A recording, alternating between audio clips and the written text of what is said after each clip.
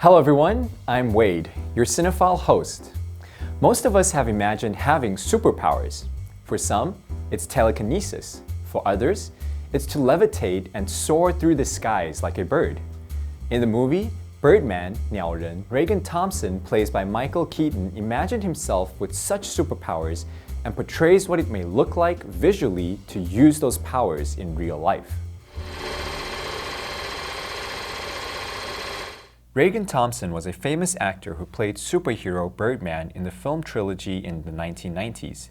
Ever since he rejected Birdman 4, he has been tormented by the voice and illusion of the Birdman character, mocking and critiquing his every move. During those times, he often visualized himself performing feats of levitation and telekinesis. 20 years later, he's trying to regain recognition by writing, directing, and starring in his own Broadway adaptation of Raymond Carver's short story, What We Talk About When We Talk About Love. Throughout the movie, we see Regan try to reconnect with his recovering drug-addicted daughter, Sam, who works as his assistant. He also recruits Broadway debutante Leslie alongside the brilliant but volatile and self-absorbed method actor Mike Shiner. Okay, you want to do this with me? What do you think? Everybody's back. Larry needs to see him for a fitting. I'll take that as a yes. The first preview is disastrous. Mike breaks character over the replacement of his gin with water. The audience was stunned and laughed at what was happening on stage. Regan's ex-wife visits him in his dressing room after watching the farce. She encourages him not to look down on himself. She knows how important the show is to Regan. But as he thinks back to what he had, to the life he is now currently living, he can't help but feel pathetic and struggles with his inner voice. Good. Shut up. Crazy, druggy, wise-ass daughter. Milfy wife with the perky tits. People would have wanted to see that. Shut up. More than I can say with this piece of shit. Shut up. After Mike's outburst, Regan tries to get him fired, but they can't afford to let him go. Instead, Regan tries to get Mike to behave.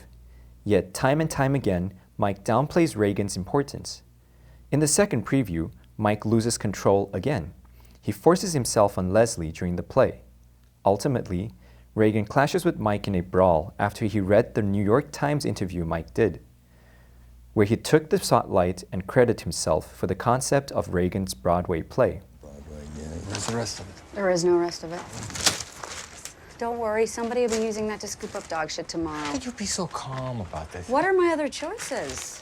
Regan continues to be undermined by the people around him, including the biggest critic of them all, his inner voice, that mocks him at every turn. He's unable to tune out the voices, and slowly we see him spiral, to the point where he gave up and wanted to cancel the last preview. But when he was told that the tickets for the show had sold out, he regains his confidence to carry on. During the last preview, Regan happens to oversee Mike and his daughter making out. This began to cause him stress again, so he couldn't stand being there any longer. While the show went on, he stepped outside the theater to grab a smoke, but ended up accidentally locking himself out of the theater with the robe stuck to the door. He is forced to abandon the robe and parade through the crowded Times Square in nothing but his white underwear.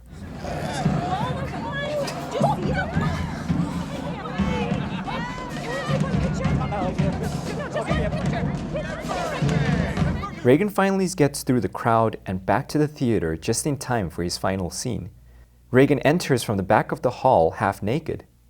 Sam later also shows him the footage people captured of him at Times Square has gone viral, but she believes this is a good thing. Later at the pub, Regan runs into the acclaimed theater critic who plainly shows her dislike for him and tells him regardless of what happens, she's going to give the show a bad review. This causes him to hit rock bottom. He buys a pint of whiskey and passes out on a stoop. The next day, as he walks his hangover self to the theater, he begins to have a serious conversation with the character Birdman. You save people from their boring, miserable lives. You make them jump, laugh, shit their pants. All you have. This extensive illusion he has with Birdman seems to bring him clarity, in that perhaps his Birdman days are the most relevant he will ever be, and the sad reality is that he will never find the same gratification or acceptance by others as he once did. With this realization, he comes to see the vanity of it all. On opening night, Reagan switches out the prop gun, which his character uses to commit suicide, for a real gun in the final scene of the play. This time around, it'll be his sweet release from this hopeless world.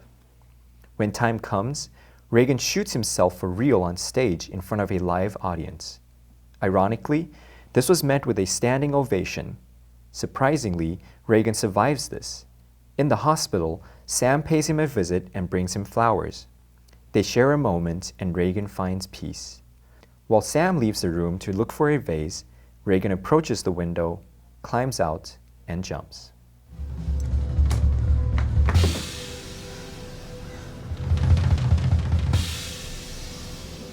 What happens to Reagan?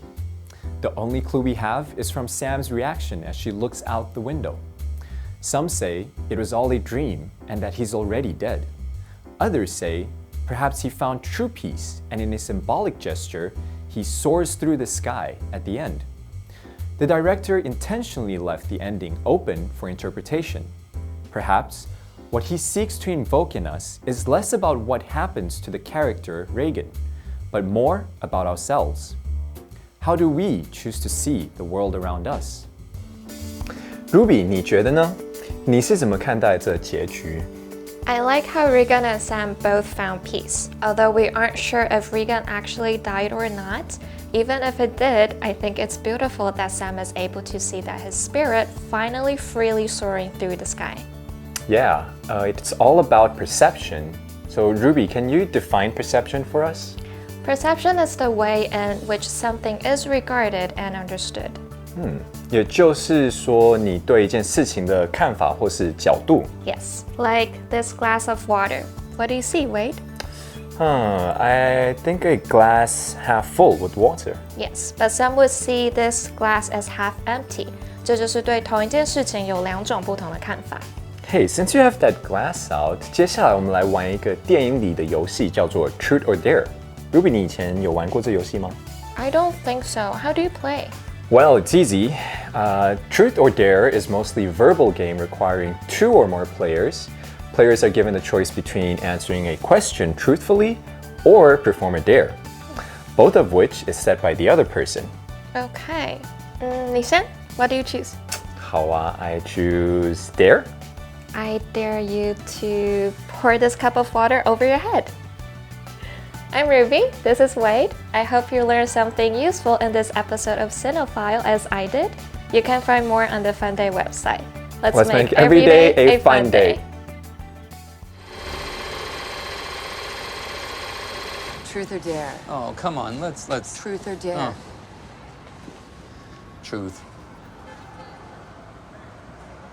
When we first met, you made a comment about my ass.